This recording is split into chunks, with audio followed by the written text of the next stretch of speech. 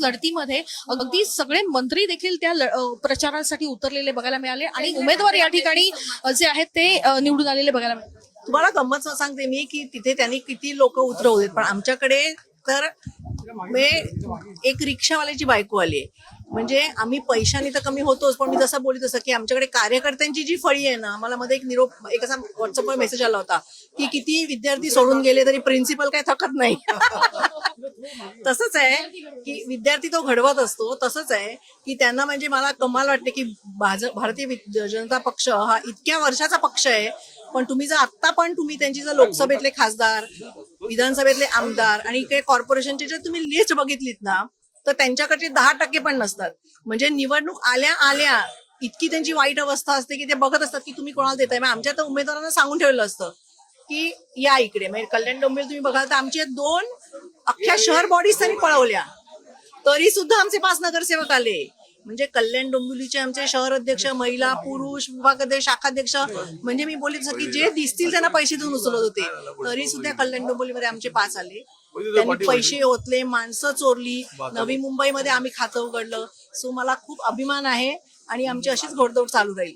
ज्या पद्धतीचे आरोप प्रत्यारोप नवी मुंबईमध्ये पण बघितलं की सत्ताधाऱ्यांमधलेच 2 मंत्री एकमेकांवर आरोप प्रत्यारोप करताना काही अर्थ नसतो. ते निवडणुकीच्या नाही फायदा नाही, ते त्यांचे स्वतः एकमेकांना मलाईन करतात. जसं आता अजित पवारांबद्दल पण ते बोलले की आम्ही फाईली बंद केल्या नाहीयेत, आणि त्याच अजित पवारांना परत तुम्ही युतीमध्ये सत्तेत घेऊन बसता. म्हणजे कसं आहे माहितीये ना, लोकांनी डोळे उघडले पाहिजे की जे लोक सत्तेधीश आहेत ते आता निवडणुकीच्या मध्ये एकमेकांबद्दल काय बोलत होते.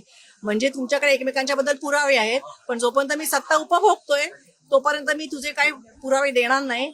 आणि झालं सत्तेपर्यंत भांडायची वेळ आली की परत भांडायला सुरुवात. शिवसेनेच्या 2 गटामुळे मराठी मतं विभागली आहेत असं वाटते. मला असं वाटतं की मला उद्धव आणि रश्मी आणि राज सगळ्यांचं खास करून मला अभिमान आहे आणि मी अभिनंदन करीन की आमचे सगळे नगरसेवक नेले होते.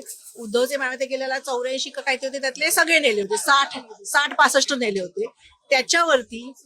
त्याच्यावरती आम्ही 6 आलो आणि उद्धवचे मायामध्ये 65-66 असतील. सो आम्ही खूप चांगली लढत दिली आणि परत मी सांगते खूप चांगली लढत विदाऊट एनी. आपण असं म्हणतो की सैन्याला निदान धान्य वगैरे तरी पुरवायला लागतं, तेवढं धान्यच आम्ही पुरवलं. आणि तिथे म्हणजे तो मिसाईल्स सगळं असून सुद्धा आम्ही खूप चांगली लढत दिली.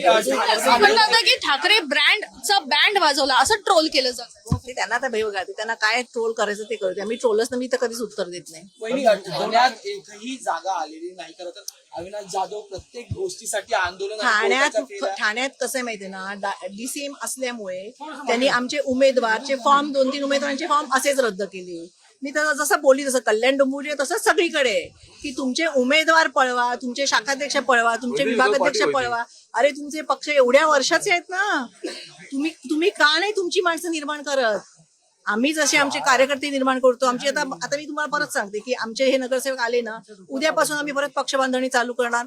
उद्यापासून आम्ही परत नवीन मुलं, आमच्याकडे पुढची फळी तयार आहे वरती यायला, पुढची फळी तयार आहे काम करायला. आम्ही ते परत तयार करणार आणि आम्ही असेच लढणार.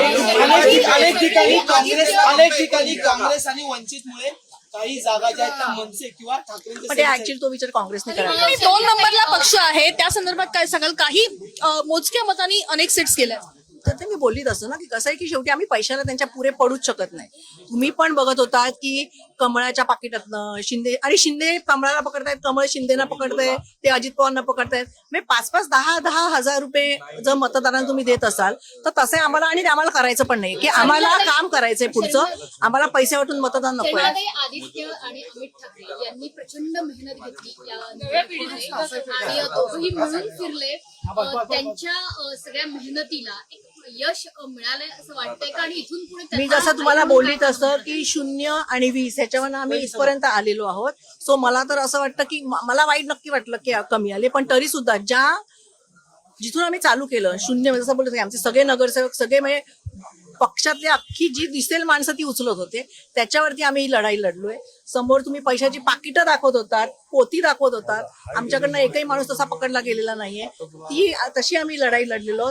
सो मला त्या दोघांचंच नाही, सगळ्या आमच्या कार्यकर्त्यांचा अभिमान आहे की काहीही नसताना हातात ते लढलेत आणि जिंकून आलेत. शेवटचा प्रश्न, साहेबांनी एक पोस्ट लिहिलेली आहे ज्यात मराठीचा मुद्दा पुन्हा अधोरेखित केलाय, पण धनशक्ती आणि सत्ताशक्तीच्या विरोधात आपण लढलो, याचा सुद्धा कार्यकर्त्यांना त्यांनी शुभेच्छा दिलेल्या. त्यावर तुमचं मत? हो ते बरोबर आहे. ते मत काय देणार मी साहेबांच्या कमेंटवरती. बरोबर आहे ते मत. मी तर ते व्हायरल करणार सगळीकडे. बऱ्याच जणांना पायरीला गुलाल लागलाय घराच्या. तुम्हाला औक्षण करायला खूप खूप मिळालंय. खूप खूप आनंद वाटला. खूप आनंद वाटला मला. औक्षण करण्यापेक्षा आमची लोक निवडून आले, ते लोक आणि काम करून निवडून आले. मी प्रत्येकाला मी सांगितलं, कारण मी प्रत्येकाच्या ठिकाणी कामाला जाते.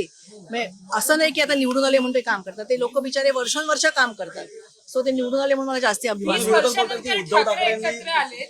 ही निवडणूक महत्वाची होती. अनेकांनी म्हटलं की पहिले भाषण कोण करेल, यातनं वाद होतील. एकदाही कुठलाही वाद समोर आला नाही. घर जुळून आलीत, मन जुळून आलीत. आता मराठी माणसाने कौल सुद्धा दिलाय. इथून पुढे एक चांगलं आहे. इथून पुढेही एकत्रच राहणार.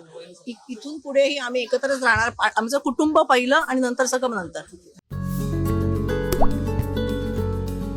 आता जोकासू STP या अत्याधुनिक जॅपनीज तंत्रज्ञानाने सुसज्ज, quick installation, energy efficient, noiseless blowers, low maintenance या आणि अशा वैशिष्ट्यांनी परिपूर्ण जोकासू STP तंत्रज्ञान प्रकल्प उभारणीपासून ते विक्री पश्चात समाधानकारक सेवा देणारी, भारताबरोबरच परदेशात देखील प्रकल्पांची यशस्वी उभारणी करणारी company Deccan water treatment private limited.